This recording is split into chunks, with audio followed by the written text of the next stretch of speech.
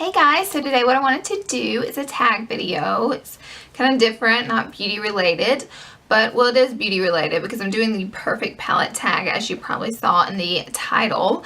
I saw Makeup by Camilla do hers and I really enjoyed watching it, so I was like, hey, I'll do it for my channel.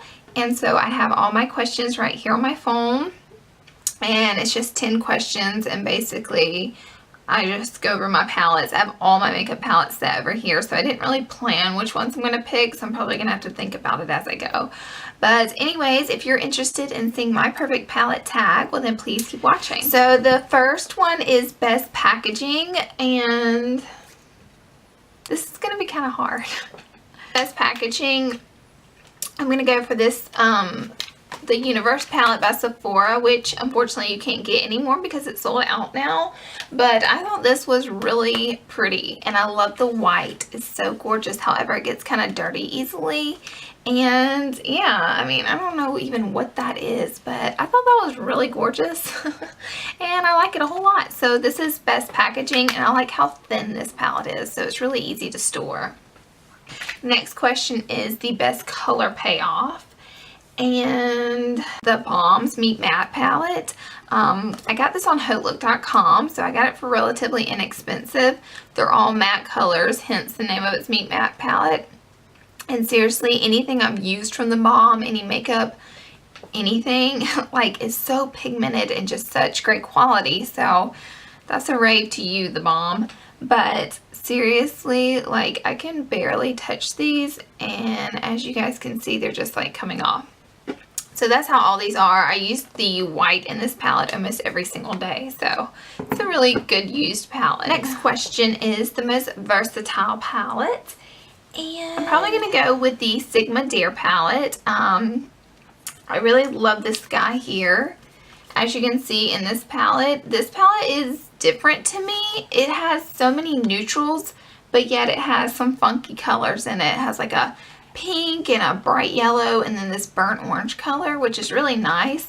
But also it has like the escape is just a really nice, I'm like holding these in my face the whole time, but it's just a really nice neutral, and you know, the darker one's kind of neutrally purple. So it's really versatile. You can kind of play it up and do a crazy look out of it if you want to, or you could make a very simple natural eye out of this palette. It's up to you. So the Sigma Dare. Next is the best palette for traveling, and that was kind of easy for me. I'm picking the Naked 2 palette because of its casing. It is a hard case, so it has like a protective layer on it, and also it's a Naked palette, so it has quite a variety of neutral colors. So whenever I take this somewhere, I know I can create quite a few different looks out of just this one palette. So it's a real easy to grab and go kind of palette that I can just create a bunch of looks out of one simple palette. Biggest regret.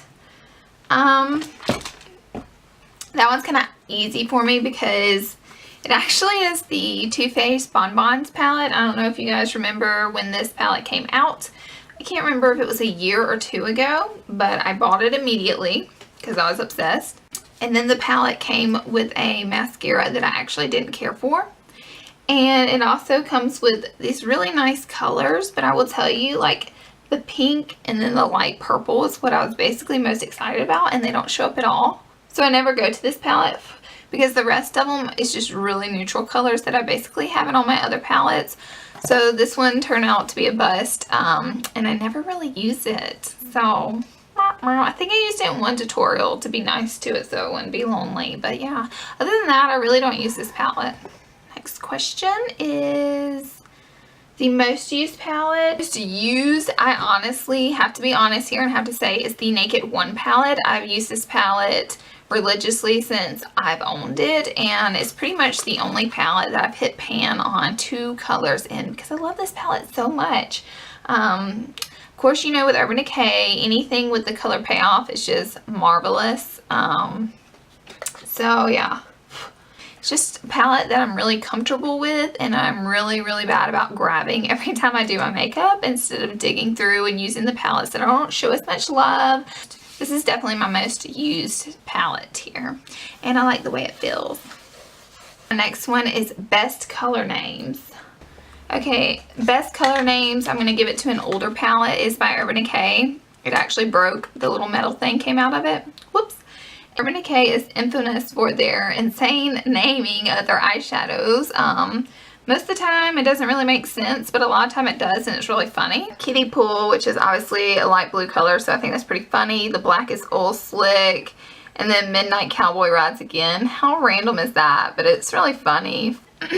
Most loved palette is Easy. That's my Lorac Pro. And I actually tweeted Lorac and I was like, you guys should come out with a Lorac Pro too. That thing would sell like hotcakes, I think. Honestly, I don't think this palette got enough love. And I said that in one of my videos. I don't know. But anyways, this palette is, oh, it's amazing. Like, I love this guy. I probably use one color at least out of it every day. I love the fact that you get a whole row of matte colors and a whole row of shimmery colors, and I know that the actual eyeshadows are kind of small in this palette, but I will say that it only takes such a tiny amount of eyeshadow, because anything with Lorac eyeshadow, the color payoff is just beyond amazing. Like, it's so impressive. And yeah, I really love how all these colors turn out on my eye, and all the eyeshadow looks I do with this. I really love the way it turns out. So this is definitely my most loved palette, and I'm very proud that I bought this guy here because I do love it. Need some candy. It says Desert Island. What does that mean? I'm trying to figure out what Desert Island means. That's all number 10 says for me. Oh, okay. It's like one standard palette that you would use, like Desert Island, I guess. So I'm definitely going to go with the Anastasia Beverly Hills Catwalk palette. When I got this, I used it every day for like a month. The only thing that drives me a little bit wild about this palette here is that the names of the colors are not listed underneath the colors, and I have to go flip through my bookie and find which color I'm using whenever I do a video with them. Kind of makes me crazy. But other than that, seriously, I love anything Anastasia puts out, and this palette I really do. Especially the array of colors that it has in it. It's really gorgeous. Thank you guys so much for watching this video. I tag all of you. If you do this tag, please let me know. I'd love to watch yours. And this was really fun. And I have palettes like all around me now. So yay! Thank you so much for coming to my channel and watching this video. If you haven't already, please subscribe to my channel, because I would love for you to be a part of my beauty community here on YouTube and on Instagram and on Twitter. All that's linked below. And thumbs up this video. I'm rudely eating candy. I will see you guys in my next video. Bye, guys.